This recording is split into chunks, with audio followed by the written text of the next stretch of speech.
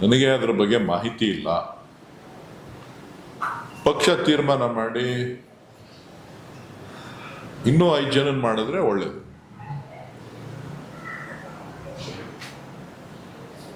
D K Shivakumar ಅವರು ದೆಹಲಿಯಲ್ಲಿ ಮಾತಾಡುವ ಸಿಎಂ ಡಿಸಿಎಂ ಅಷ್ಟೇ ನನಗೆ ಮಾಹಿತಿ ಇಲ್ಲ.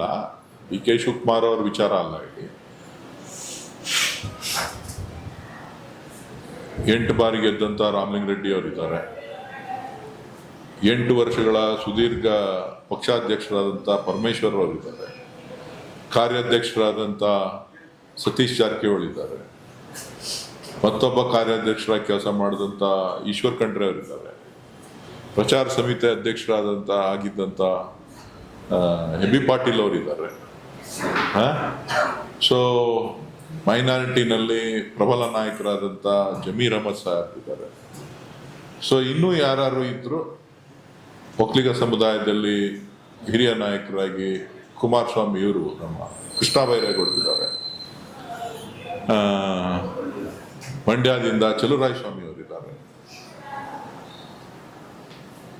ಸೊ ಎಲ್ರಿಗೂ ಮಾಡ್ಬೋದು, ಏನು ತೊಂದರೆ. ದಿನೇಶ್ ಗುಂಡೂರಾವ್ ಅವರು ಪಕ್ಷದ ಅಧ್ಯಕ್ಷರಾಗಿ ಸೇವೆ ಸಲ್ಲಿಸಿದಂಥವ್ರು, ಬ್ರಾಹ್ಮಣ ಸಮುದಾಯಕ್ಕೆ ಸೇರಿದಂಥವ್ರು ಅವರಿದ್ದಾರೆ. 8 ಬಾರಿ ಗೆದ್ದಿರ್ತಕ್ಕಂಥ ದೇಶಪಾಂಡೆ ಸಾಹೇಬ್ರಿದ್ದಾರೆ. ಅವರು ಮಾಡ್ಬೋದು, ಇವರೆಲ್ಲರೂ ಮಾಡ್ಬೋದು. ಅಲ್ಲ, ಎಲ್ಲ ಸಮುದಾಯಕ್ಕೂ ಕೊಡ್ಬೇಕು ನ್ಯಾಯ, ಸಾಮಾಜಿಕ ನ್ಯಾಯ ಮತ್ತು ಪಕ್ಷ ಬಲವರ್ಧನೆ. ನನಗೆ ಗೊತ್ತಿಲ್ಲ. ಎಲ್ಲ ಸಮುದಾಯದವರು ಅರ್ಹತೆ ಇದೆ, ಅದನ್ನ ಪಕ್ಷದ ವರಿಷ್ಠರು ತೀರ್ಮಾನ ಮಾಡ್ತಾರೆ.